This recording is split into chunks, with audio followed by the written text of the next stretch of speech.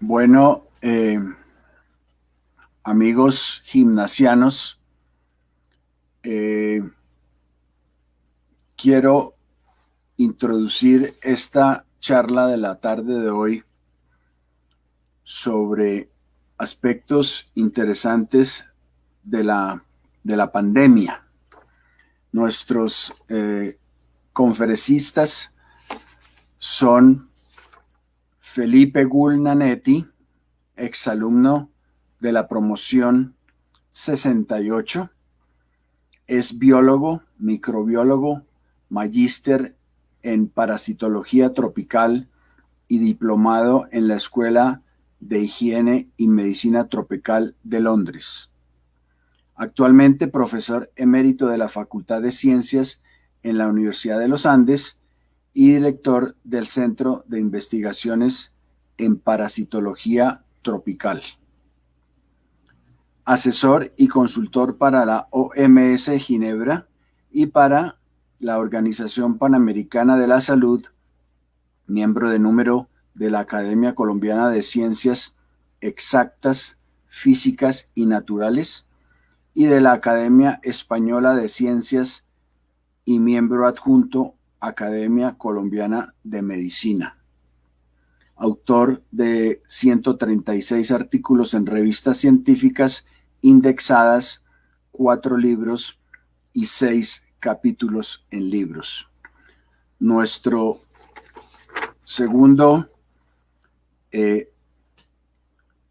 compañero aquí de charla es el colega Jaime Bernal Villegas, médico de la Pontificia Universidad Javeriana y PhD en genética humana de la Universidad de Newcastle en Inglaterra.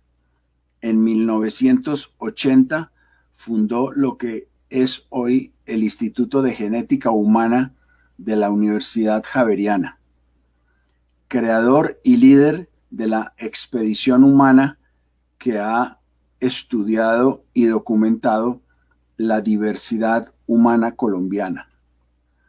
Ha sido profesor universitario, miembro del Consejo de la Facultad de Medicina, rector del Colegio Gimnasio Campestre, miembro de la Academia Nacional de Medicina, ejerce la genética médica y actualmente adelanta proyectos de investigación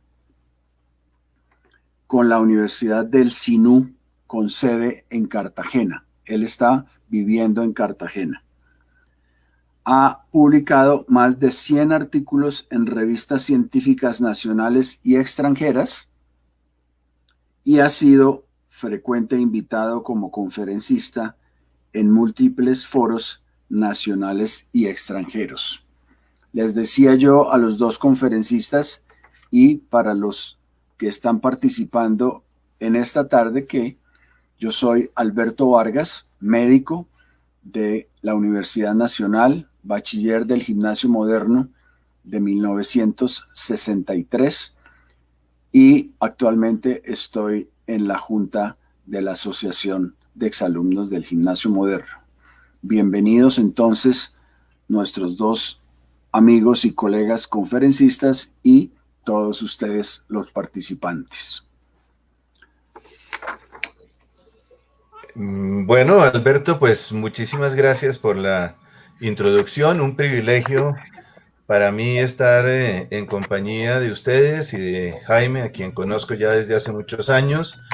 Agradecer al rector, al rector del Gimnasio Moderno por la invitación. Y bueno, muy contento de estar aquí para hacer un coloquio, como decíamos, con Jaime y hablar un poco desde el punto de vista científico de la pandemia que nos está haciendo sufrir en este momento. Yo también agradezco mucho la invitación, me parece muy diferente de los tipos del moderno que llamen a un tipo el campestre a invitarlo a hablar, de modo que agradezco muchísimo la invitación, siempre he tenido un tremendo afecto al gimnasio moderno, como lo tenemos todos los del campestre, y pasé muy buenos ratos con el Ovejo cuando coexistimos como rectores de los dos colegios, de modo que muchas gracias. Perfecto. Digamos que el primer punto sería agentes infecciosos ancestrales y zoonosis. Y el segundo punto, para que Felipe lo exponga. Y el segundo punto, las grandes pandemias de la historia, a cargo de Jaime. Les estaba preguntando antes de salir al aire que si los participantes quisieran en algún momento interrumpir la charla de alguno de los dos, pueden hacerlo con toda tranquilidad, que ellos no se molestan, o si no, al final también tendremos un pequeño espacio para preguntas o comentarios. Entonces, adelante Felipe, por favor. Bueno, muchas gracias, Alberto. Efectivamente, Jaime, el espíritu gimnasiano recoge a todo el mundo y los del campestre están, desde luego, muy bienvenidos. De acuerdo. Bien, entonces habíamos convenido con Jaime que de alguna manera pues vamos a entretejer y hacer lo más agradable posible este coloquio. Y si hay algún tipo de preguntas, de comentarios de parte de los asistentes, pues están muy bienvenidos. La idea de la estructura, digamos, de lo que vamos a hablar ahorita, empieza pues con el origen de las enfermedades infecciosas, y ese es un punto que creemos que es interesante en el sentido de analizar un poco realmente de dónde vienen las enfermedades infecciosas y por qué estamos en este momento viviendo una pandemia como la que tenemos del COVID en el mundo.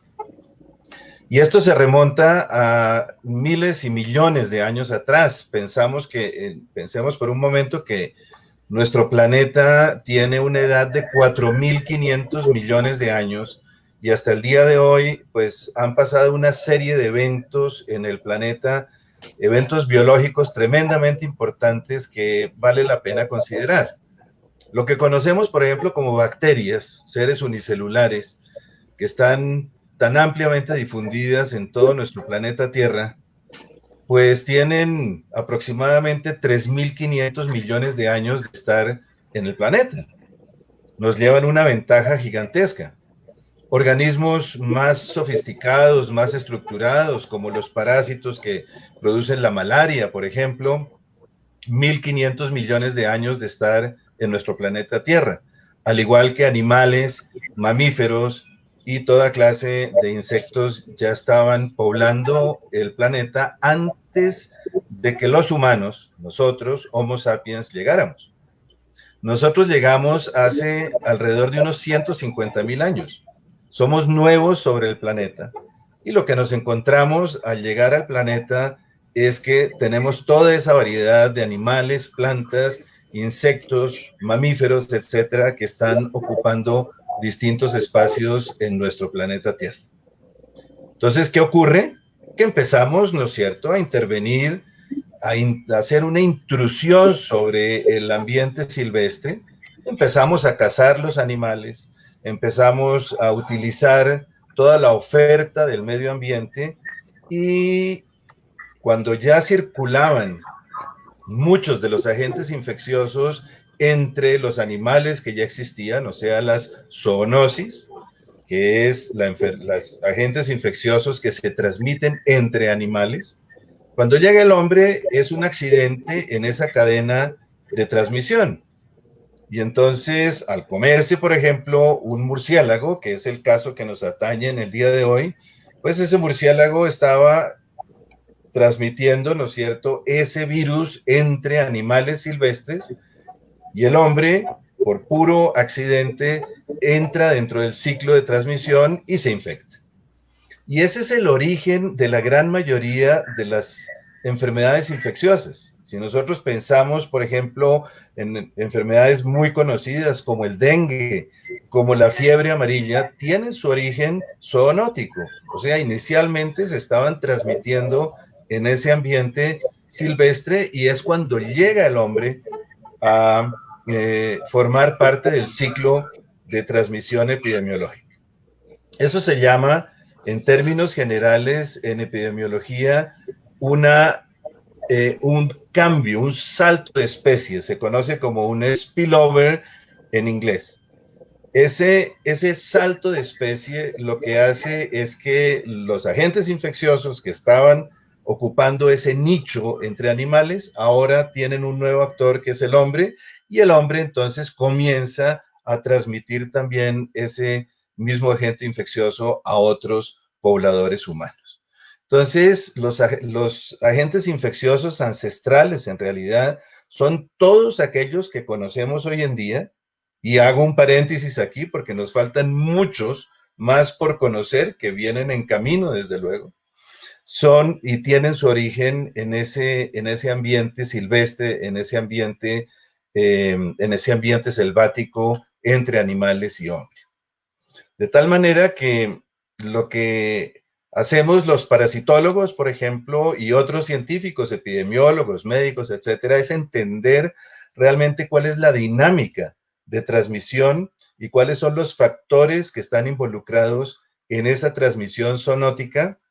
Y si conocemos bien esos aspectos, podemos llegar a controlar de una manera mucho más adecuada una pandemia como la que estamos viviendo. Jaime, te paso la palabra. Sí, esa relación de otros animales con los seres humanos es extremadamente compleja. Las bacterias, virus, etcétera. Yo no creo que tengamos la batalla ganada.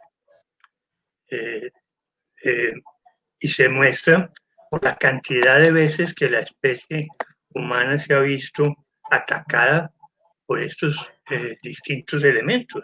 Cuando uno busca pandemias en la historia se encuentra 30 o 40. Yo saqué unos datos de algunas solo para recordar el impacto que tienen en la mortalidad humana. El COVID que estamos viviendo lleva apenas un poquito más de 500.000 personas muertas.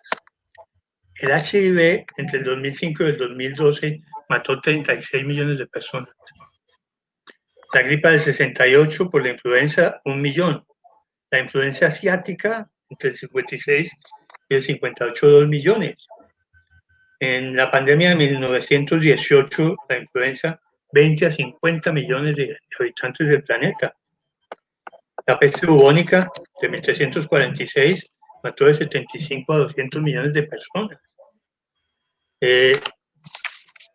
La viruela, solo en el siglo XX mató de 300 a 500 millones de seres humanos. La viruela, que es la pandemia más antigua que conocemos. Posiblemente empezó a coexistir con los seres humanos el virus de la viruela cuando se estaba apenas aprendiendo la agricultura, hace unos 10.000 años. Se declaró erradicada en 1979, después de que se inventó la vacuna Jenner, en 1796, que reportó el hallazgo, y se empezó la vacunación.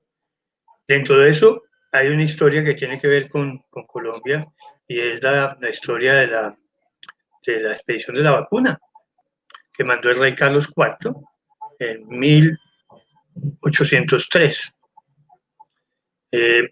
con dos personajes, Balmes y Salvani. Salvani se vino acá a América del Sur y Balmes se devolvió a México, hasta la China y volvió a España.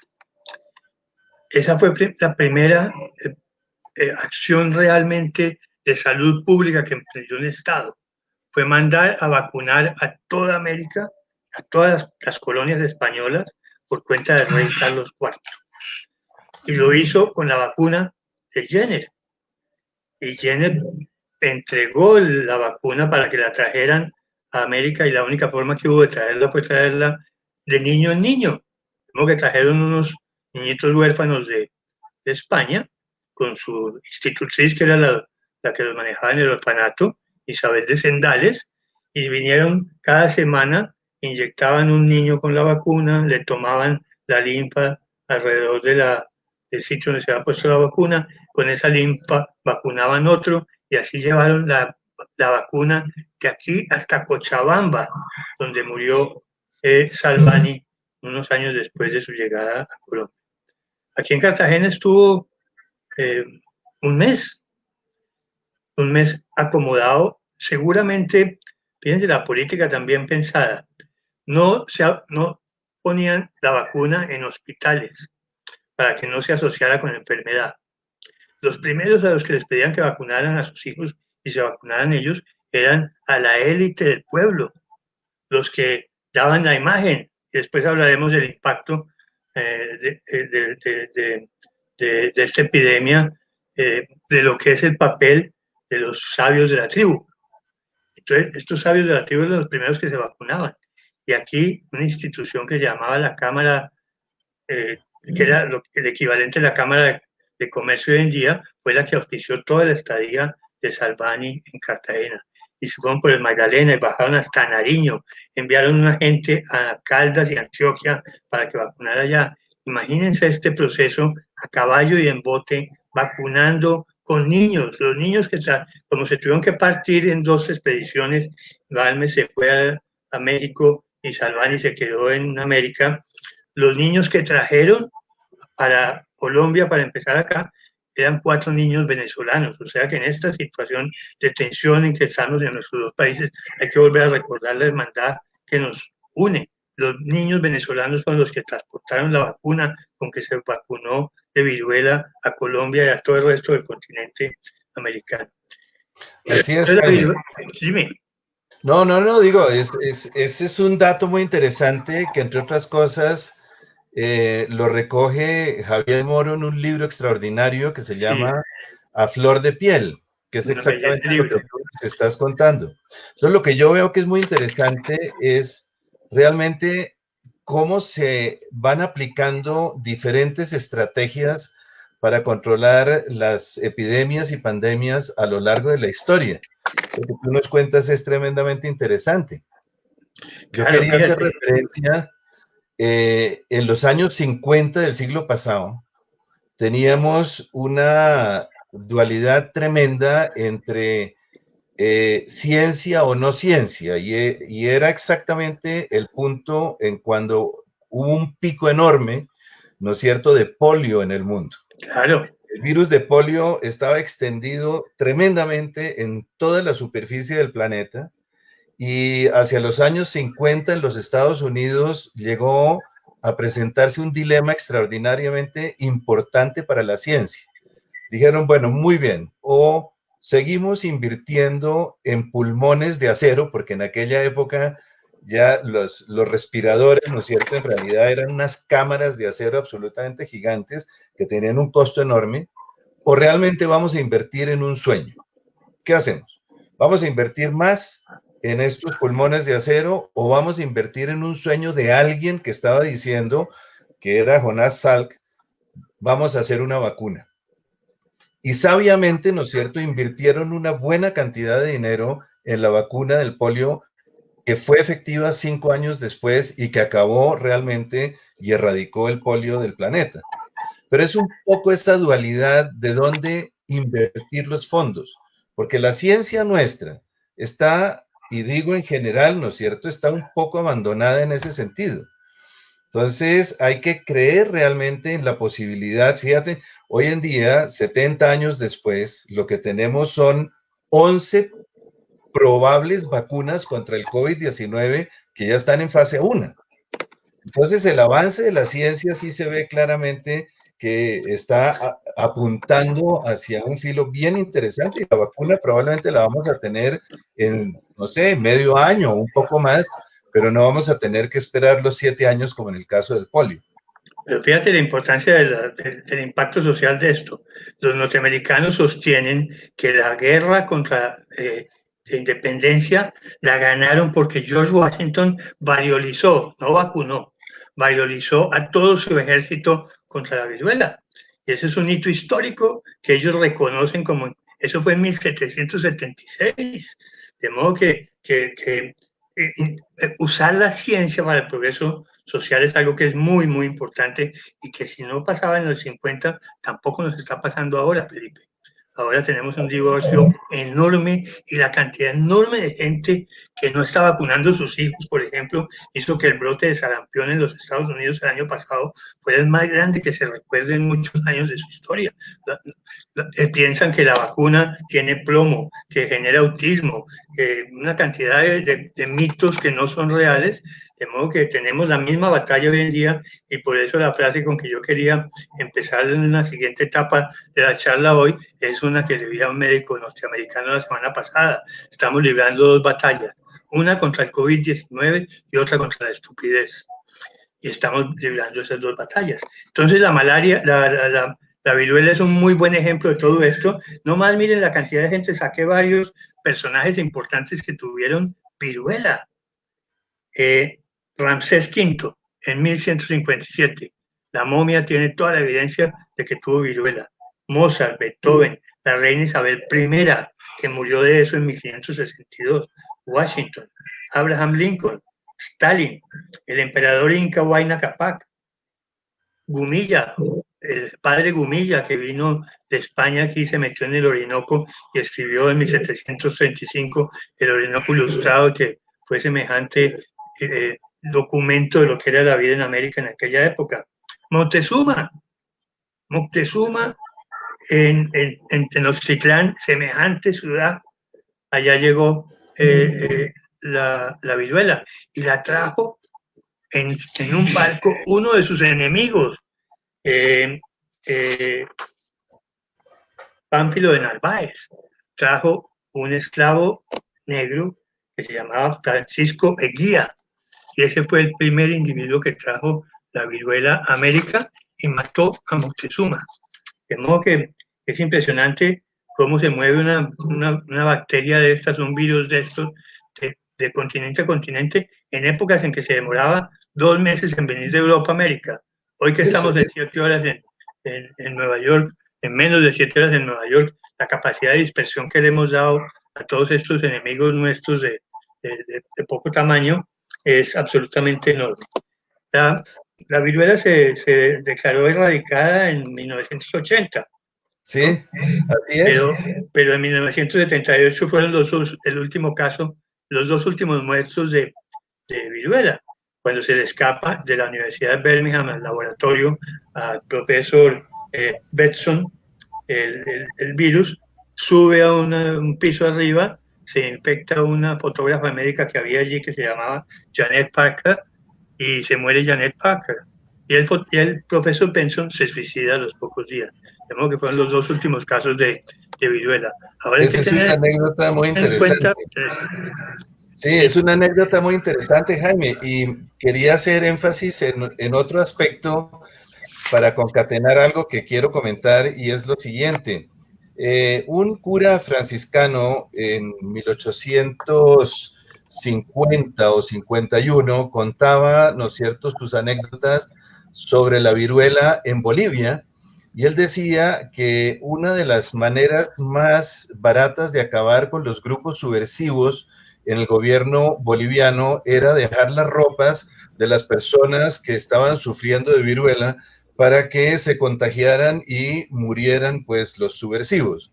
Eso digamos como una anécdota de guerra biológica, pero yo quisiera aprovechar este punto para tratar de desmitificar un poco y entender realmente qué son desde el punto de vista biológico los virus y por qué son tan poderosos en su contagio y en su expansión en el planeta.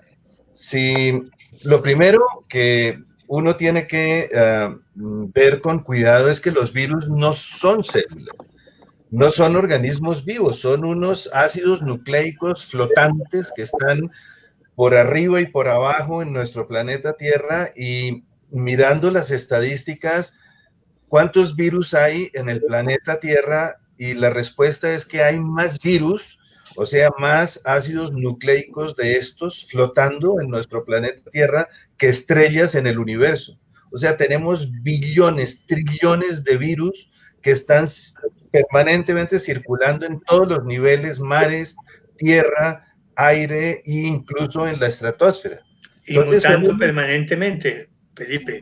Circulando permanentemente, Mutando. y son unos agregados moleculares que tienen una adaptabilidad impresionante y que aprovechan la energía y el metabolismo de las células vivas para poder reproducirse y expandirse en los animales, incluyendo al hombre. Entonces, esos aspectos son tremendamente importantes para entender el origen, la biología del virus y así poder diseñar estrategias y políticas de control. Por eso yo hacía la comparación de eso que tú nos contabas antes, de cómo las estrategias que se utilizaban para eliminar y erradicar la viruela, hoy en día las estrategias obviamente son muy distintas. Entonces, rápidamente, en los 4 meses que lleva esta pandemia, ya tenemos el genoma del virus totalmente secuenciado y tenemos, ¿no es cierto?, una cantidad de modelos matemáticos que nos están permitiendo conocer cómo es esa dispersión del virus entre los humanos y conocer las realidades. O sea, eso de que el virus fue inventado en un laboratorio chino y se lo soltaron por allá a los americanos, ¿no es cierto? Esos son mitos que tenemos que aclarar y realmente aterrizar en la realidad. O sea, el genoma del virus lo que nos está mostrando efectivamente es que es de origen animal, de origen eminentemente zoonótico, y que fueron los murciélagos. Ya se descartó los pangolines, que era la otra posibilidad que teníamos del origen viral, y ese contacto que hablábamos al principio del hombre con los animales zoonóticos realmente es lo que nos ha llevado a la pandemia que tenemos hoy en día. Sí, déjame un poquito de cómo han evolucionado las vacunas. Estaba viendo hoy, porque el esquema de vacunación de los niños en Colombia solo se lo saben el Instituto Nacional de Salud y los pediatras. Como que uno no sabe qué es lo que le ponen y los papás jóvenes que tienen que ir al consultorio que le pongan, pero la cantidad de vacunas que se ponen hoy en día es realmente asombrosa. Y eso ha sido una tarea larga. Está en el polio, está la fiebre amarilla, está la difteria, tosferina, tétanos, está en una cantidad de esquemas que es un logro humano impresionante. Pero para llegar allá hubo que hacer una tarea compleja que se hizo realmente con la malaria, con la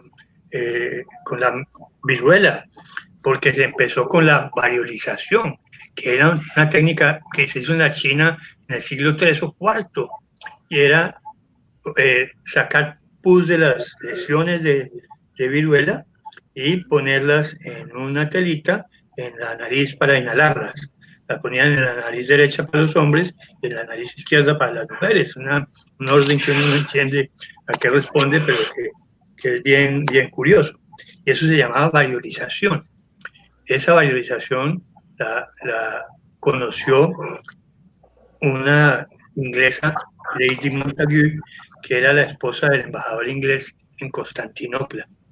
Variolizó a sus hijos y llevó la variolización a Inglaterra y se difundió en Inglaterra de una manera enorme. Pero obviamente era exponer el organismo a un virus vivo, ni siquiera atenuado, apenas atenuado tal vez por el tiempo que ha pasado en el organismo de la otra persona, de modo que tenía mortalidad, mataba a algunos individuos, no muchos, pero mataba a algunos, que no es deseable en una vacuna. El avance de Jenner fue encontrar que había un virus similar en el ganado y que daba una forma de viruela mucho más leve, y utilizó una limpa, una lesión de esas en una mano de una ordeñadora de ganado y encontró que era posible inducir la inmunidad total mediante eso. Y ese fue el líquido que le dio Jenner a Balmes y a Salvani cuando vinieron a América en la expedición de la vacuna. O sea que ha habido una tarea enorme. Yo no sé cómo vamos con la del COVID-19. No la veo tan claramente definida. No sé tú qué piensas, Felipe. Sí, fíjate, Jaime, que yo creo, es decir, comparando esos intervalos de tiempo que veíamos en viruela, en el control del polio, yo creo que sí hemos avanzado mucho en muy corto tiempo. y tenemos unas herramientas nuevas que, como mencionaba anteriormente, pues nos permiten tener claramente cuál es la secuencia del genoma del virus, lo cual ayuda gigantescamente a las pruebas diagnósticas sensibles y específicas y ayuda naturalmente al desarrollo de una vacuna efectiva. Entonces, sí tenemos unas herramientas nuevas que nos han permitido avanzar, creo yo que avanzar bastante rápido. Y lo otro son los modelos matemáticos. Los modelos matemáticos yo creo que juegan un papel fundamental en la ciencia moderna. Fíjate que tenemos este R0, que es el número básico de reproducción del virus, y apenas surgió en Wuhan el virus, inmediatamente se empezaron a tomar las muestras y se llegó a la conclusión de que el virus tenía una capacidad infectiva muy grande y que este R0 era de 1 a 3, es decir, una persona tenía la capacidad de infectar a 3, o sea, una velocidad alarmante.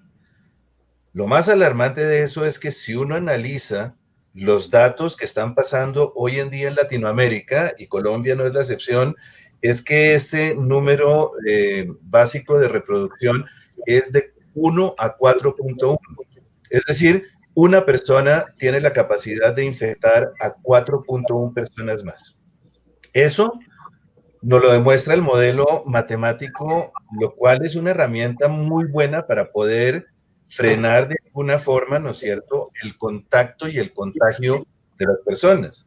Entonces, efectivamente, lo único que tenemos hasta la fecha es lavarse las manos, que es una cosa extraordinariamente simple, usar el tapabocas y el distanciamiento social.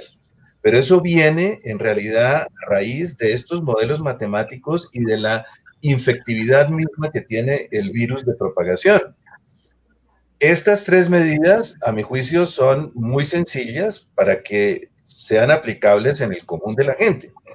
Pero adicionalmente, como mencionaba antes, sí tenemos la posibilidad de tener una vacuna relativamente pronto, me refiero 6, 8, 10 meses, que ya tenemos 11 vacunas que van en camino y van en fase 1. Pero aquí, Jaime, yo creo que una cosa muy importante que también nos da la ciencia moderna es poder tener pruebas diagnósticas y pruebas diagnósticas confiables.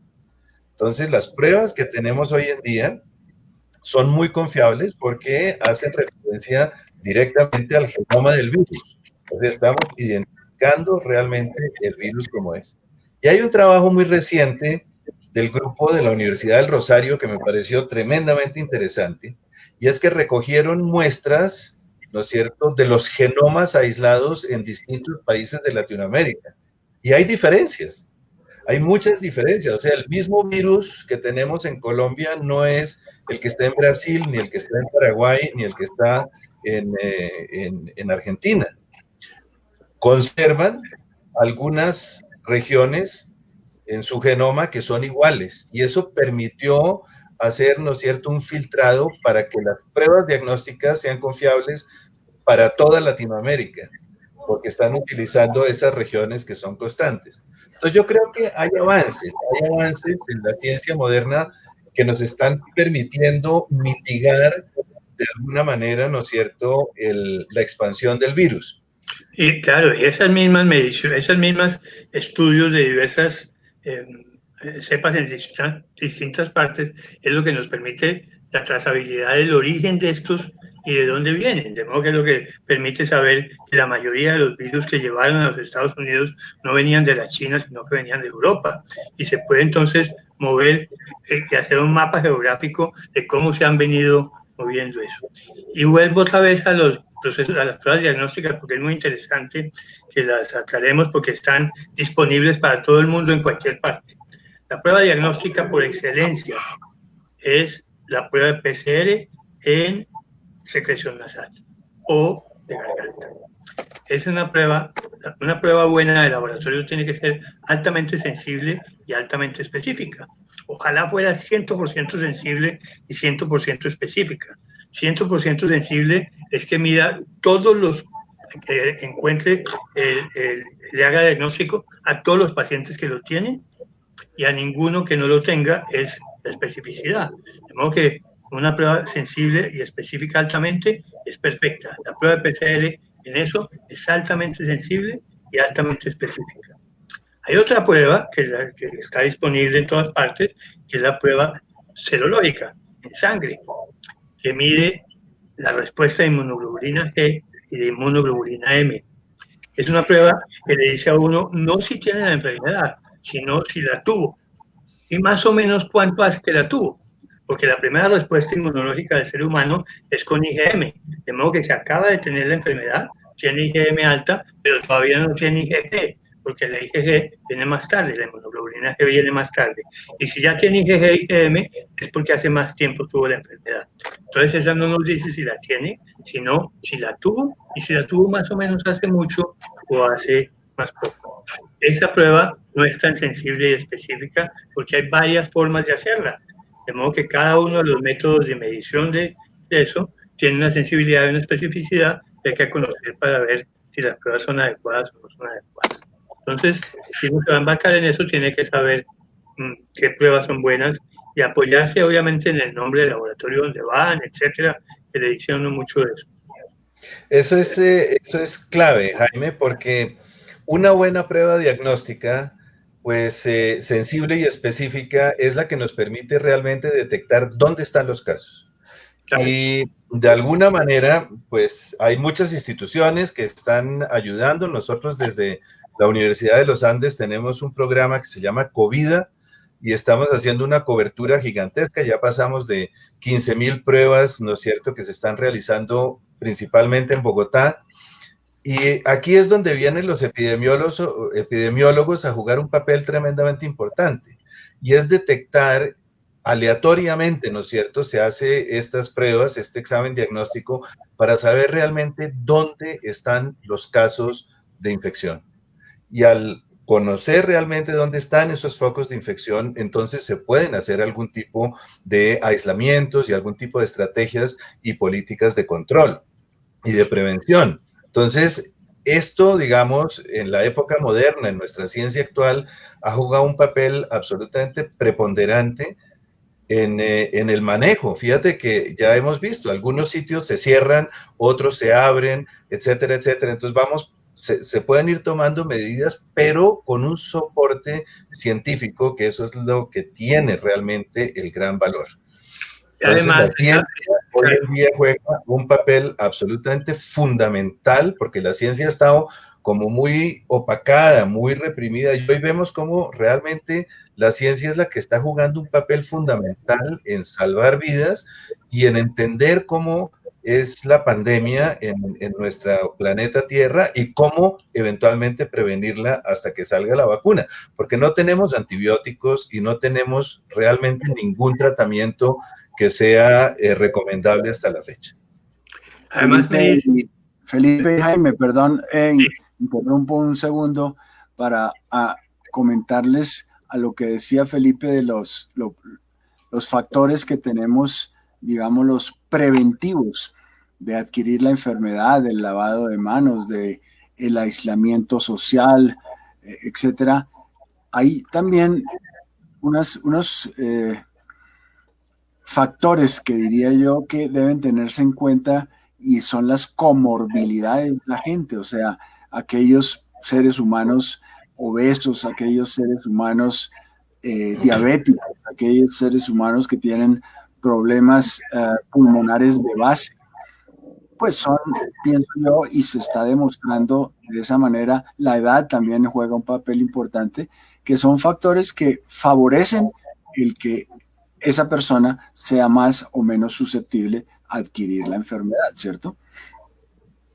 Sí. Con esto que dice Alberto, Jaime, yo te quiero hacer una pregunta para incendiar un poco nuestro coloquio. ¿Qué opinas de la rebelión de las canas? Pues yo creo que es una falta de responsabilidad absolutamente inusitada. Ahí estamos los tres metidos, ¿no? En ese capítulo. Yo creo que los sabios de la tribu deberían entender que el papel de uno en la sociedad no es defenderme yo solo, sino que me debo a otros seres sociales. De modo que yo no uso tapabocas ni me quedo en cuarentena porque no me dé a mí solamente la enfermedad, sino porque yo no sea el vehículo que se la lleva a otros. Y creo que dentro de eso, lo que yo decía de que estamos peleando dos batallas, la del COVID-19 y la de la estupidez, esa es una. Uno ve hoy en día a la gente en Estados Unidos no poniéndose tapabocas para entrar a los almacenes, armando un escándalo, o sea, que llaman la policía porque no se quiere poner tapabocas, porque allá el tapabocas es identificación de antitrumpismo y no ponérselo es identificarse con el trumpismo. Como que es una cosa que se mezcló la política con la ciencia de una manera tan absolutamente grotesca que me parece asombroso que los sabios de la tribu recurran a una tutela. Y más asombroso me parece que les concedan la tutela. O sea, que en una situación de pandemia como la que estamos, que es una situación de emergencia social importantísima, con un virus que es altamente letal, que se resuelva una acción de estas en un juzgado ignorando la dimensión de lo que se está manejando. Es decir, es como si por esa razón hubiera que sacar a todos los presos de la cárcel, ¿no? No entiendo realmente, y conozco a varios de ellos y me parece que se desenfocaron o la pandemia tiene, o el virus tiene también efectos psiquiátricos, o no sé dónde está el problema, que sí parece que tiene efectos psiquiátricos. Además, el sistema se volvió un problema médico muy complejo, la enfermedad por el COVID-19. Pero yo no estoy de acuerdo con que rehusemos hacer lo que nos toca hacer como sociedad, más que como individuos, más que como seres humanos solos, y que nos tenemos que apoyar entre todos si queremos superar esto. Sí, en ese orden de ideas, a mí me parece que es tremendamente importante pensar, digamos, como planeta, como un conjunto no individualista, sino tenemos que pensar en conjunto sobre la casa que habitamos, que es nuestro planeta Tierra. Entonces yo quería simplemente hacer un comentario sobre lo que se ha denominado como los ODS, que son los Objetivos de Desarrollo Sostenible a nivel mundial. El Centro de ODS para Latinoamérica está en la universidad y este es un acuerdo mundial que se ha hecho. Es una agenda acordada por todos los países que tiene como 17 objetivos que se deben desarrollar dentro de un margen de tiempo determinado y la Agenda 2030 estaba lista. Solo quiero mencionar de los 17, 3. Uno es salud y bienestar para toda la población. Otro es el manejo adecuado de los ecosistemas terrestres. Y es que aquí viene otra vez lo que hablábamos de la zoonosis y esa intrusión que hay de los humanos, los colonos, ¿no es cierto?, en el mundo de la silvestre. Y la innovación de infraestructuras. Entonces, cuando se hizo el análisis de cómo iban esos objetivos de desarrollo a la fecha, que fue hace unos 15 días, todos los países están rezagados, absolutamente rezagados. Y lo que nos está mostrando esta pandemia es que verdaderamente nosotros no estábamos listos para algo como esto. Y nuestro sistema de salud es relativamente precario, o sea, nos está mostrando unas realidades y unas debilidades de varios sistemas, principalmente el de salud que tenemos, y una improvisación además muy grande en el manejo. O sea, tenemos una cantidad, ¿no es cierto?, de contradicciones de vamos a hacer, no hagamos, sí hagamos, y eso no está ayudando mucho al manejo y al control de la pandemia. Jeffrey Sachs, que es el referente mundial para estos objetivos de desarrollo sostenible, dice, mire, probablemente la mejor herramienta que tenemos es buscar energías renovables. Dejemos de deforestar, dejemos de meternos, ¿no es cierto?, en ese ambiente silvestre, en ese ambiente natural, más bien preservémoslo y busquemos energías renovables y tratemos entonces de evitar ese contacto que hablábamos al principio de la zoonosis, ¿no es cierto?, entre hombre y animales silvestres, porque lo que nos viene hacia adelante son muchísimos más de esos virus, sin duda alguna. Si no tenemos un control adecuado, ya tenemos Zika, tenemos chikungunya, tenemos ébola, ya lo tuvimos. Entonces, me parece que es una propuesta muy interesante de parte de los Objetivos de Desarrollo Sostenible. Yo cerraría ese punto con un elemento, y es, no esperemos que sea la medicina la que maneje estos problemas de pandemia y de eso. Nunca vamos a poder tener los respiradores que hay que tener si todos nos salimos para la calle, nos vamos para la playa y hacemos fiestas y socializamos. Es el control social el que tenemos como primer responsable de eso. Quienes le echan la culpa de todo a que no hay sino 800 respiradores en Bogotá, que me parece que son, o 1.200, están parados donde no toca. El problema es mucho antes que eso. El problema es que la gente debe aprender a controlarse, debe aprender, y por eso es tan malo el ejemplo de los grandes gurús de nuestra sociedad, porque el ejemplo tiene que ser, cada uno de nosotros tiene que ser responsable de no llegar a ocupar una cama de cuidado intensivo.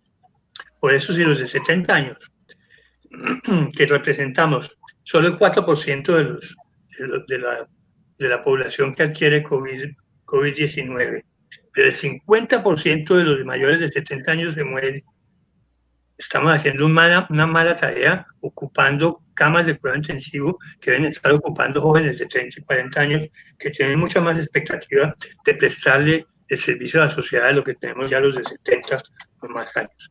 Entonces, no sé si, Alberto, contestamos algunas de las preguntas que están planteando. Sí, estoy mirando aquí casualmente algunos comentarios y preguntas. Aquí veo una de Diego Chávez Géneco para el doctor Bernal. Un saludo muy especial. ¿Algún comentario sobre los estudios de asociación entre COVID-19 y los grupos sanguíneos A, B, O? Hace por ahí, en 1907 describió Hans Steiner los grupos sanguíneos. Eso hace que estamos viendo a ver para qué sirven. Fuera de que generan los problemas complicados en los recién nacidos y la incompatibilidad de RH, hemos buscado asociaciones con absolutamente todo. Y la mayoría de ellas son absolutamente espurias, puro efecto estadístico más que nada. De modo que dudo mucho que esa asociación, que si mal no recuerdo es que en el grupo O, el COVID-19, no debe resultar sostenible con el tiempo, porque no encuentra uno un mecanismo fisiológico que pueda explicar qué relación tiene el grupo O, que es el que más ampliamente distribuido está en la población, ¿no? O el B y el A con el COVID-19. Yo no creo que eso se vaya a sustentar con el tiempo. Aquí hay otra intervención de Tomás Langebeck que dice: ¿hasta qué grado se pueden afectar la eficiencia de una vacuna por las diferentes cepas de un virus y sus correspondientes mutaciones? Pues la respuesta yo creo que la da la gripe corriente. No hay vacuna porque muta tan rápidamente que no tenemos una vacuna disponible para la gripe corriente. Otras, como el polio, tienen que tener varias cepas en la vacuna. Yo no soy infectólogo, pues, ni sé mucho de vacunas, pero sí la mutación afecta la capacidad que tenemos de responder inmunológicamente. Entonces, sí, yo agregaría, Jaime, que es importante tener en cuenta que la tasa de mutación del COVID es relativamente baja comparado con otros coronavirus. Entonces, de nuevo, si buscamos aquellas secuencias que están, ¿no es cierto?, de alguna manera traduciéndose en determinado tipo de proteínas que son las que van a unirse a las células, ese sería un punto crítico y clave para el desarrollo de una vacuna. Y yo creo que esas 11 vacunas que están en fase 1 están direccionadas en ese sentido. Sí. Aquí hay otro comentario también que dice: ¿qué tan probable, de Francisco Escobar, qué tan probable es que los contagiados desarrollen anticuerpos para el virus? Sin conocer términos técnicos, mi pregunta es: ¿qué tan cierto es que las personas se puedan volver inmunes en sí mismos? Hay un reciente artículo de Nature que muestra claramente que el COVID sí produce inmunidad. O sea, hay una fuerte respuesta de anticuerpos ante la presencia del virus. De manera que Sí, ahora falta ver si ¿por realmente de cuánto tiempo? pueden eventualmente reinfectarse, pero sí hay, y está bien comprobado, ¿no es cierto?, de que las personas infectadas Claro, tienen una respuesta inmune importante. claro. Por eso la prueba serológica dice si uno tuvo la enfermedad o no. Lo que no sabemos es cuánto va a durar la Exacto. inmunidad, que esa varía mucho de una vacuna a Es, la otra. Como que hay vacunas como la fiebre es, amarilla, que nos toca ponernos repetidamente la vacuna, ¿no? Y otras que hay que repetirla solo la tosferina, por ejemplo. Hoy en día se la están poniendo los abuelos a ir a saludar a sus nietos recién nacidos, porque la tosferina pierde capacidad de inmunizar con los años. Entonces, lo que no sabemos es cuánto tiempo puede durar la vacuna, la inmunidad conferida por la vacuna. ¿Qué opinan de las terapias oxidativas? Yo de eso no sé nada. yo tampoco. Oxidativa. No me suena como de mi mundo, ¿no? Jaime, somos como del mismo mundo. Sí, Aquí no hay sé. otro comentario de Luis Hay Bernardo algo. Ucejo. Dice, con todo respeto, una vacuna sirve para un virus que tiene varias cepas y que además puede mutar genéticamente prontamente. Sí, se usan varias de las cepas para producir la vacuna, cuando es bien conocido, ¿no? Cuáles son, etcétera. Y hay vacunas que tienen de varias cepas, anticuerpos contra antígenos contra varias de las cepas, ¿no? La mutación es lo que es impredecible, porque ahí sí no podemos saber en qué dirección va a mutar un virus, Es ¿no? que ese es el Pero, punto. Claro, la claro, mutación no sabemos en qué momento y depende de las tasas de mutación, de la velocidad con que mute el virus. claro. Entonces ahí tenemos, ¿no es cierto?, el problema, claro. Muy bien. Bien. ¿Qué más preguntas tiene el auditorio? A ver, ¿qué más tenemos?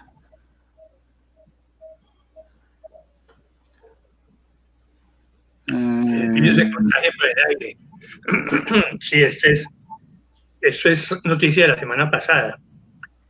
200 y pico médicos le pidieron al Center for Disease Control que estaban muy seguros de que se estaba transmitiendo por el aire.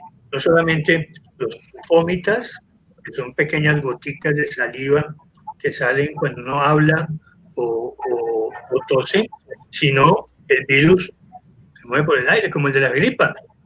La gripa no le tiene que toser a uno nadie. Usualmente uno nunca ni siquiera sabe quién le pegó la gripa. O sea que lo cual hace más impredecible la capacidad que tiene el virus de infectar una población. Y lo cual hace más necesario mantener las ventanas abiertas, las puertas abiertas, no meterse en sitios cerrados con mucha gente ni con poquita, ¿no? Es decir, mantener toda la distancia a más de 2 metros. 2 metros es para que no le lleguen a uno gotas de saliva, pero a más de 2 metros para que no, porque puede pasar varias horas simplemente moviéndose con el viento.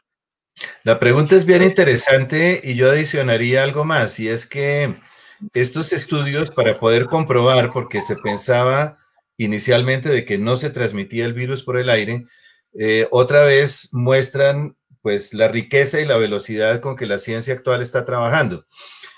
Son ensayos que se han hecho en ambientes cerrados, en laboratorios, y esos finalmente llegan a lo que bien explicó Jaime. Y un punto adicional es que hay una altura determinada hasta la cual el virus puede ser transmitido por el aire. Entonces, por encima de 1,50 m de altura, el virus ya no está flotando en el aire, porque está en el fómite, está en estas pequeñas gotas, ¿no es cierto?, de saliva que tienen un peso específico que no le permiten al virus subir más de 1,50 m de altura. Entonces, esos datos también son importantes de tener en cuenta, porque si uno está en un ambiente libre, con aire libre, abriendo la ventana de tu casa, etcétera, etcétera, pues no vas a tener el contagio por aire. Va a ser lo Pero más difícil. efectivamente sí existe un riesgo. ¿Qué más Terapia preguntas con hay ahí? plasma de pacientes recuperados. Claro, obviamente el plasma tiene anticuerpos, ¿no? El paciente hizo anticuerpos y el plasma tiene anticuerpos, luego neutraliza el virus. Es algo, obviamente hay que hacer todas las pruebas que tiene un banco de sangre, porque hay que buscar donantes que sean compatibles, etcétera. Pero obviamente es una buena medida, pero altamente engorrosa y muy difícil de manejar plasmas para ponerle durante 3 días o algo así a un paciente. Es un método que existe y se está usando, pero obviamente hay que buscar mejores alternativas. Sí, no es la mejor alternativa, sin duda, pero hay unos resultados muy interesantes y sobre todo muy positivos en el sentido de recuperación que se han hecho en Alemania y han demostrado efectivamente de que es viable hacerlo, pero de nuevo es tremendamente engorroso y finalmente, pues lo que yo creo que todos estamos esperando es que la vacuna, una vacuna segura, y altamente eficiente, pues es la salvación de esta pandemia, no hay duda alguna. Andrés Angulo les pregunta por qué se presentan muertes de personas jóvenes, saludables y sin condiciones médicas preexistentes. Porque el virus tiene una capacidad enorme de presentarse como muy distintos aspectos patológicos, de modo que es un trastorno vascular primariamente, no es un trastorno pulmonar. Dentro de la parte vascular puede afectar cualquier órgano y dentro de eso está desde la isquemia cerebral hasta problemas serios con el vaso, el hígado, etc. De modo que depende cómo se presente, lo cual muy posiblemente depende del virus, de la capacidad, de la cantidad de virus y además de eso de la respuesta individual e inmune. Luego, ambas de esas hacen que pueda sobrevivir gente de 103 años y morirse bebés con el COVID-19, porque es algo altamente impredecible y eso lo hace mucho más complejo médicamente. Francisco Escobar pregunta, ¿es cierto que cerca del 80% de la población nos podemos contagiar? Entiendo que mucha gente es portadora, asintomática, y puede que nunca se enferme como consecuencia del virus. Sí, exacto. Eso es alguien está preguntando ahí también sobre inmunidad de rebaño. Obviamente, como hay un porcentaje muy grande de individuos en que es asintomático, solo viendo la respuesta inmunológica de la población en general, podemos estar seguros de qué tanto espacio tiene para crecer la contaminación en la población. Porque si hay muy poquita gente que no ha tenido la enfermedad, el virus no tiene para dónde esparcirse muy fácilmente. Pero si queda mucha gente, el virus se esparce mucho más rápidamente. Entonces, eso fue lo que trató de hacer Suecia, por ejemplo. Trató de dejar todo tranquilo, común y corriente, sigan haciendo su vida común y corriente, y no le fue bien. Al lado de Dinamarca y de Noruega, el éxito fue tremendamente poco, porque eso fue lo que trató de hacer Boris Johnson también al principio, dejar que la enfermedad se disperse, mate unos cuantos, pero nos hace una inmunidad de rebaño y quedamos todos inmunizados. Y eso no es tan fácil de decidir políticamente. Boris Johnson lo tuvo que echar para atrás y yo creo que hoy en día nadie se le podría tratar de lograr una inmunidad de rebaño con un virus tan contagioso, tan multifacético como este. Sí, además, como bien lo anotas, Jaime, eso tiene pues un fundamento ético violento. O sea, tú no puedes dejar sencillamente que unos se mueran y otros vayan a sobrevivir. La capacidad de contagio del virus es absolutamente gigantesca, lo cual hace perfectamente impredecible que pueda llevarse a cabo, ¿no es cierto?, una inmunidad de rebaño como un método de control de la pandemia. Imposible. Y con una carga ética, ¿no es cierto?, y moral absolutamente impresionante de tomar decisiones que no son adecuadas. Carlos Maldonado hace un comentario que creo que ya se trató en alguna de las preguntas anteriores. Dice, ayer vi una noticia que están experimentando de hacer transfusiones de sangre de personas que ya tuvieron el COVID-19 porque se supone que está con anticuerpos. ¿Será que esto ayuda al enfermo de COVID a recuperarse al recibir la transfusión? Creo que ustedes contestaron de la transfusión del suero, ¿cierto? Sí, el plasma Plasma, sí. de personas que se recuperan, porque no tiene sentido ponerle toda la gama de sangre al paciente, porque genera muchos más inconvenientes que solución. Entonces se saca solamente, y es posible incluso dentro del plasma buscar fracciones del plasma. Hoy en día los bancos de sangre hacen las cosas más maravillosas, ¿no? De modo que pueden sacar fracciones de tal forma que con muy poco plasma se lleva la mayor cantidad de anticuerpos al paciente. Eso es un método ya muy ampliamente usado. Rodolfo Camacho pregunta que ¿cuánto tiempo dura el virus activo en superficies planas?